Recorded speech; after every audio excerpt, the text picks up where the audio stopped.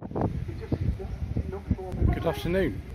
Today is the 25th of August and this is part 4 of a slightly shambolic shuffle around the 2024 Knebworth Classic Motor Show here at Knebworth House in Stevenage in Hertfordshire. We're actually returning to an area where we were earlier on today for the simple reason that these cars have turned up in this entire row since I started filming. So we shall cover some of them. Early Range Rover here. I don't know if this is the Suffix A or if it's kind of a bit later than that, but certainly it looks very sort of early 70s, doesn't it? These are worth a lot of money now. Plate's not actually age related, so I can't tell you, but there we go, fantastic. That's Sandglow or something, I can't remember. But it's something I really like. This is an Audi S2 before the conventional naming came through for the Audi RS and ICE cars. This one dates from 1994-1995. It's based on the, let's get this right, I think they call this the B3 Audi Coupe. Was it the B4? I don't know, I can't remember the difference between those two now. But yeah, that is fantastic. It's the car I really like, actually, this. Isn't that absolutely fantastic? This might be the original wheel something, but I'm not sure. Next to it, something else from the 1990s, SW20 MR2. It's quite a late one actually, 99 on a T. And hello to Purple Monster TV on YouTube. Wonderful. Very early Morris Minor here, not an MM or anything like that. I think this is a Series 2, but it will be, gosh, mid-50s, maybe be earlier than that actually. It's not got a very early grille from the Series 2, but it's got the 54 the grille came in for this, like that. And then another one of these S or RS Audis, 2007 RS4 Avant, with a 6-speed manual. I bet that is quite fast, viewers. Also quite fast will be this Mitsubishi 3000 GT, 1997-1998 on an R. This is one of the facelifted ones which don't have pop-up headlamps because legislation started coming in to say that actually that was not legal anymore, which is a shame. Then GMC's Safari. It's been from what, early to mid 80s. It's massive, isn't it? Big rear-wheel drive thing. We didn't get over here. What we did get over here is something really rather nice. This is a 1968-69 Fiat 124 Sport Coupe with a period correct radio in the back of it. I've seen this before, I can't remember where. It might be here, it might be somewhere else, but that is an absolutely beautiful car. Amazing condition. Oh, I was right about the GMC Safari. That's the sort of 85-86. And then an enormous Cadillac Coupe de Ville. Get on air ride or hydraulic suspension, I can't tell you exactly which one of those it is. Mid-50s perhaps, I don't know exactly. Then let's get this model code right if I can remember. I think it's 285 series this, 8283 on a Y. And it's the really special model, it's a 525E. It's one of the lowest revving petrol engines I've ever seen. Sort of economy of an engine we can't talk about, but also quite a good performance. A nice car actually, these. I know some of these have done sort of 300,000-400,000 miles. Yeah, really low revving, only out to 5,000 RPM, but not a wooden fuel engine, a petrol. Fabulous engine. Also fabulous is this Porsche 944 Cabriolet. Let's have a look at the information sheet before we say anything. Yes, it's an S2, it's a 1992 on the J. This must be one of the very kind of late ones. 9250, 07939327990. I suppose that's tempting. It's not quite my sort of thing, but you know, it's nice. Also nice is this wonderful 1966 Mercedes 250 SE convertible, incredibly expensive one new. What's a manual one? This reminds me of the one that was used in a 1967 episode of The Avengers called Dead Man's Treasure. Now that wasn't filmed here, but later on that year they came here to film an episode called Invasion of the Earthmen in November '67. But yeah, incredibly expensive car, probably not the same price as a Rolls Royce I would have thought. beautiful. Something else that's for sale is this Vanden Pla 4 litre R. Yes, a 1967. Oh, sorry, oh, it is for sale. Yes, I thought it was. There it is. Very good. I think I've been offered a go on one of these actually for the channel, so we should be making sure that happens at some point soon. Because I would like to very much try one of these. If you want to be £17,000, call Eddie 07743132700. Excellent.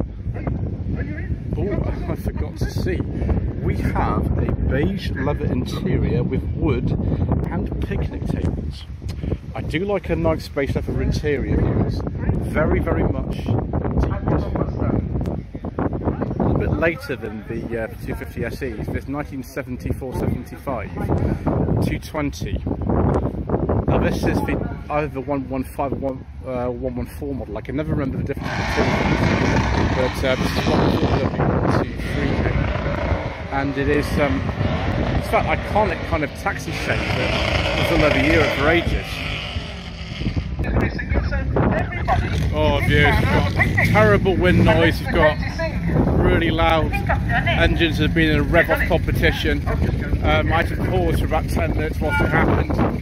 So it's even worse, and now we're probably going to have an absolute dreadful singing. I do apologise, there's nothing I can do about it, we're just going to have to keep going.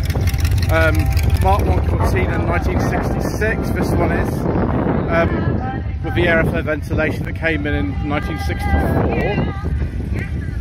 Midnight style wheels, of course. Then a very late Mark II Escort 1300 Sport, 1980-1981, right at the end of production this one would be, because the Mark III came out of the W in 1980. Again, mini light style wheels. Then a Data Marso Pantera GTS, dated 5-speed manual, in 1983. Excellent. As we know from many, many years of Shambolic Shuffles viewers, the minivans were made until 1982, but they retained the appearance of the Mark I mini models all the way up until the end. So this is an X80 182.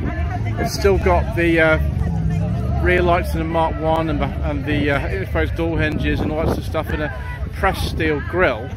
But on the front of the car, what you'll see, actually with the steering wheel as well, is the logo that became the Austin Rover logo, even if the company wasn't called Austin Rover until later on in 1982. Another Mark IV Escort here. This is, I think, a bonus 90 or something, is it? A friend of mine just at the university have one of these. I know, so it's a 1.3 base model. It looks just like a bonus 90, but we don't really get anything. I mean, we've only got a 4-speed gearbox for a start, and it's got a manual choke, but you know, that's the way people like stuff like this. It's in very nice condition. It's in really nice condition indeed. Then 1963, the Morris Minor Traveller, because of course that's the law, we must have lots and lots of these at the show. We are of course part of motoring folklore, so there's no problem really. Then a Tri-Power 1360 convertible, 1970-1971, unusual colour. I don't think I've seen one in this colour before. More like it's like a GT6 in this colour, I think. I've driven one of these, I drove a 68 a few years ago, and the brakes were terrifying. Ah, very nice feels. Dark green with a beige leather interior. Very, very nice views.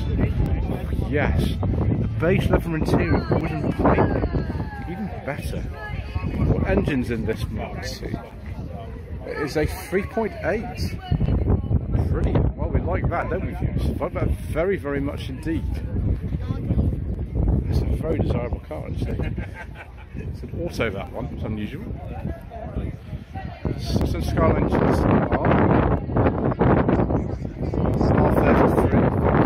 R33. Paul on Instagram. The model it is. I get confused about them sometimes. And then the Civic Type. Oh, I forget the model code of those. Yeah, the original FM2, and then the FK8. But I can't remember about this one. This is one in the middle of the two. I actually sourced one of these for a client. It wasn't a Type R, it was a Civic Tourer. They were really good cars actually, those. I presume that is as well. 71, 72 Triumph Stag, manual. One I reviewed last year was an auto, but the same year as this. That's rather nice. I think we're going to have to skip this because this is a petrol V8. Oh, it is a petrol V8. Excellent. We actually talked about Defender cars, which are quite entered in this. Very, very heavily customised. I couldn't even say remotely what year this is. I have no idea.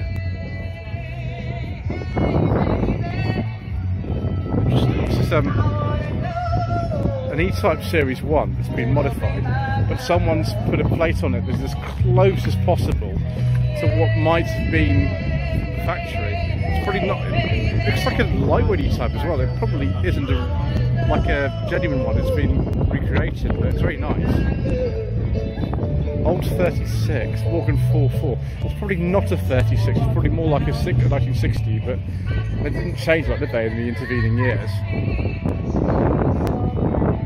Then Toyota Supra, very nice views in this interesting kind of colour scheme. 1996 and 97. Ah yes, views. A Mark II Cortina 1600E, 6970 on an H. Lovely dash. Colour. Plastic views. We like those. We like those a lot. Porsche 944, 1988 to 1989, on an F. Does look rather special. Also special is this Panther Calista. I wonder what engine this is. I'm not sure. I'll say. Hopefully it's the 2.8 V6 with the Type 9 5-speed manual. Oh, it is. Oh, delicious views. Very nice indeed. Also very nice is, many of you will agree with me, is this Mark II Cavalier convertible 1.8i, only made for a couple of years. This is actually a second facelift model, so it'd be 1986 I think, or 87 on a D. Next to it, a very nice Nova Lux Plus. I presume this is a 1.4. That's a 1.2, sorry. A family 1 engine. That is one of the highest construction Nova's ever did actually. I think there's a bunch of winners in front. 92, 93. The production was finished late 92, early 93. It's one of the very last of the Novas. It looks great like that. Oh yes. 1989 to 1990 Jaguar XJS with beige leather interior and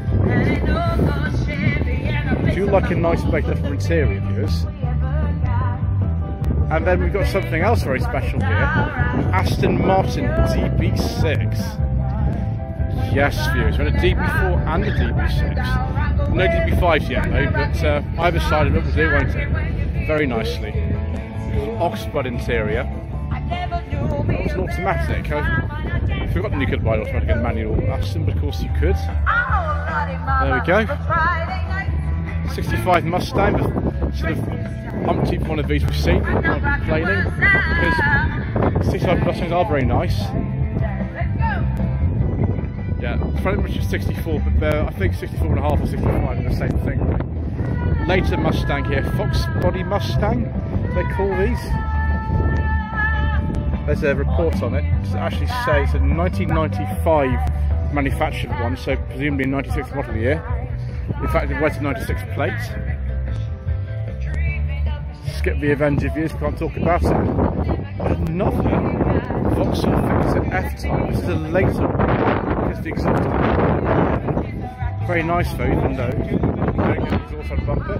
Oh, it's for sale. Call 07950146123. Yes, I don't know what that's worth, but it's very good. Very good indeed. Right, viewers, we've walked to the opposite side of the field, but my ears were bleeding. Right, how about some nice Granadas instead? Excellent. Granada 2.8 injection Sport Estate. Yes, please, viewers. 8384 on an A. Beautiful Mark II Granada. Rare in specification of a 2.8 ejection like this. Then we've got a Mark I gear coupe. They're all 3 litre gear models in this country. Get other specifications on the place. This one's the Auto 677 on an R. Next to it, Granada Scorpio, or just Scorpio in some places. Beautiful. 1987-88 on an E, and we've got a sort of biscuit leather interior with sort of the electrically reclining rear seats in it and all kinds of things. 2.9 injection Scorpio.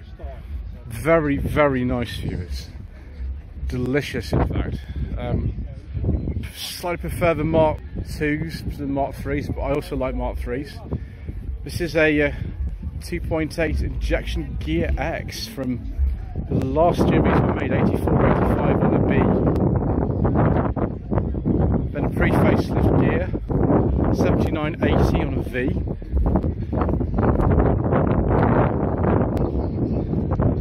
Just a 2.8 with a carb engine. Another 2.8 carb engine, same year, 1979-80 on a V. A little rear spoiler and a vinyl roof. Excellent. Then we've got another Granada in the back there. Similar to one that I filmed earlier this year. Just one second. Right. Very late Mark III. Granada, this is like the one that I filmed earlier this year. Actually, it's a Granada Scorpio Cosworth. It's absolute top of the tree. 93-94 on an L. Earlier Mark III Granada here, 87-88 on an E, with the black leather interior and the Type 9 5-speed manual. Very sort of 90s sort of modified look there. A bit different is this Mark I here, which is, I think, a car that we saw at the Enfield Passion of Motoring. Beautiful car, 1974, 3 litre gear, one of the very, very first of this kind of specification of Mark I Granada. Absolutely beautiful, beautiful car. And 83-84 Granada, but had a different engine put in it. They weren't 24 valve engines under Mark IIs at all. This would have a later one in from the Mark III, I imagine, saying Cosworth on it. Such special cars, all the Granadas, I love them. Some more classic Fords here, viewers. This is the Capri Mark I Owners Club. So you've got some other Capris as well as Mark Is. Incredibly early Mark I here. The very first, 69 on a G. This was bought new in Andover. 1600 GT with the XLR pack on it. Old Hampshire plate HO with the pre-facelift rear lights. Brilliant. You can see here a later Mark I Capri with the later rear lamps, 72, 73. This one is a 2 litre. See again with the early Mark I's, a different front end from the later ones. Mark II 3 litre S, 1976-77 on an R. 4-speed manual.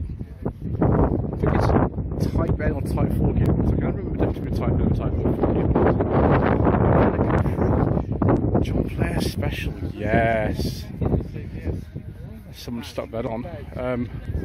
Could be just a badge, but you know, looks all correct to me. I don't know. I mean, I'm not a massive expert on Capris, but 1.6, very, very nice. 75, 76 on a P. Very early Mark II Capri here. It's one of the very first actually. 74 on an M. 3 litre. Automatic 3 litre gear. Very proud of the fact it was a Capri too, weren't they? Contrast is a very late one on an S. So we finished on an S in early 78, this one. We finished on it as well. 3 litre gear auto. with a sort of corduroy interior. Can't really get leather on a Capri, any of them really. Oh yes, Brooklyn's was of course, and most of them others. Same era, 77, 78, 1.6. Probably a GL or something. No, an L. Okay. I claim to be a Capri expert, and of course I'm not. And here is a GL. Let's see if this is also 1.6. That's a 2 litre this one. You get a slightly more luxurious interior on the GL than the L. That's much driving laps on that one. And we get some Mark III Capris as well. This one is a very early one. This is forest green over, I'm sure I can't remember now. It's similar to the one that I drove actually on the channel in 2020, although it was all over forest green rather than a two-tone, but very, very similar to this one, 81, 82, which makes an early 2.8 injection. Like this one as well. They're similar in colour, these two cars. Both originally would have come with a 4-speed manual. It's still got the 4-speed manual in it. This has been upgraded to a 5-speed manual with Type 9 gearbox. Then 82, 83 injection. This one is a 5-speed. It's got different seats in it from the earlier ones, which have the Carter check interior. And then even later, the next one here. This is a after production finish. This is an 87, 88 registration. And production finished in December 1986. So one of the last, the very last one was on a G plate. So even later than that. More 2.8 injection, modified of course, Recaro seats and very different front end.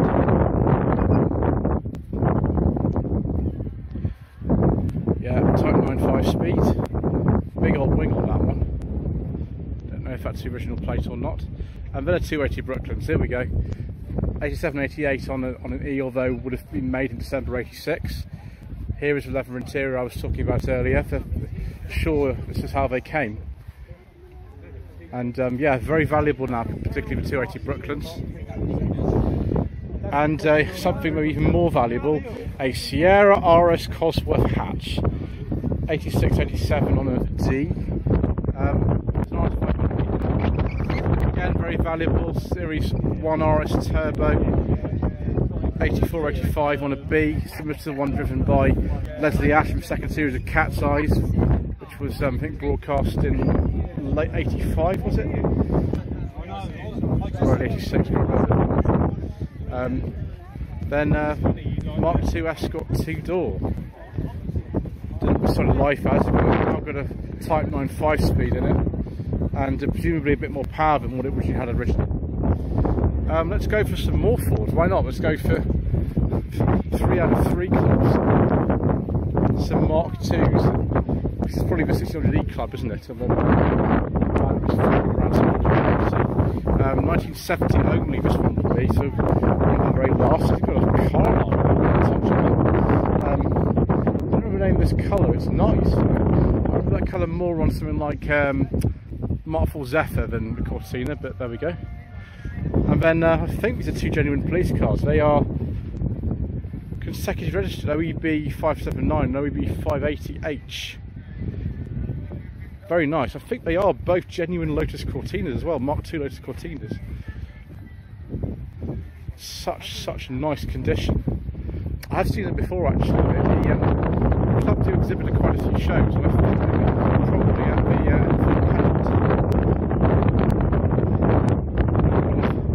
2 4-door Cortinas which still exist. They look so similar to the normal one. Maybe that was part of the kind of plan, is if somebody was coming behind you in one of these, you think, oh, I'm going to get away, but you don't, because it's a proper Lotus one. Fantastic. Then more 1600Es, in fact 4 of them, 69 to 70. Jeremy Clarkson, of course, he had one of these as his first car. His father had one as well, so you know, it wasn't completely out of normal pattern of family ownership. This is very similar to one of them that was used in a 1980 episode of Professionals called Kickback by Ashley Keller. love 600E, but such a clean engine.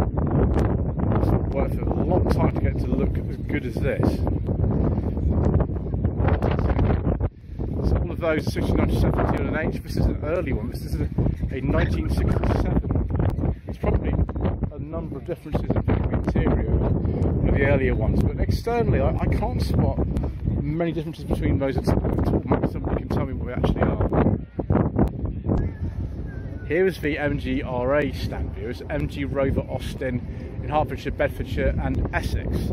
Although this car's actually got the Buckinghamshire. This belongs to Mr. Brooke from the Beards and Bangers channel.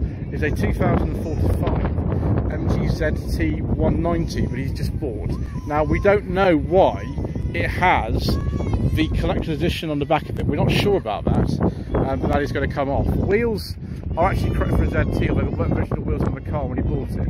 It actually is in quite good condition. If you bought this car just for the wheels, it's okay. We've got some wood in here, which is always a plus. Some of the things have been taken out, which will be sorting out, and we believe actually the underside of it's okay. There's a big problem with these, there's a rust on the underside of them. 2000 Rover 25, this is just a 1.4, but as a pre-project drive car, this one's actually in quite good condition. The pre-project drive car is generally better than the later one. It started project drive about 2001 and then all the way through to the end of MG Rover in 2005. Seen this before, this has just moved to a different stand. So very, very nice 2004 MG ZT 260 with the V8 engine. So similar ones used in the Mustang.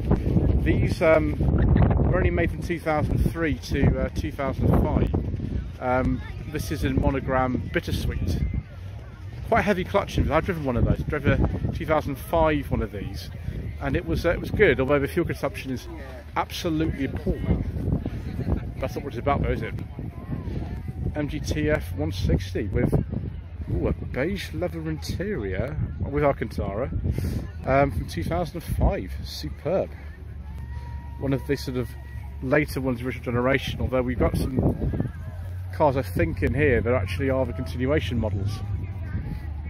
This one isn't voted 2004.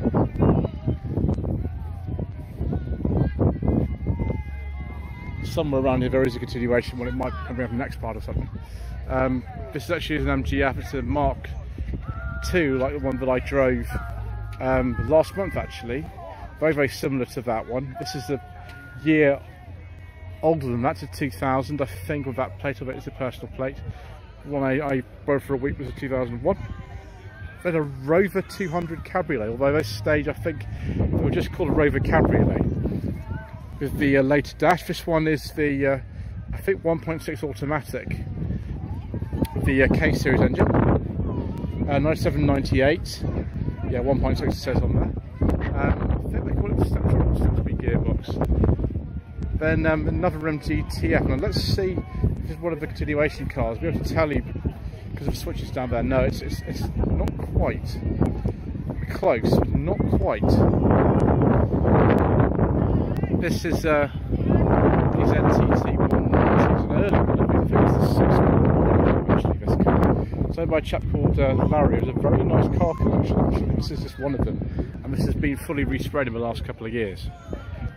So we shall skip over this black one because unfortunately we are unable to discuss such things, viewers. And yes, Fiona does know about that. This one, however, is fine. 75 Tourer.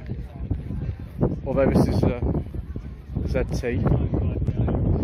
There we go, there's some information about it. ZTT Mark II KV6.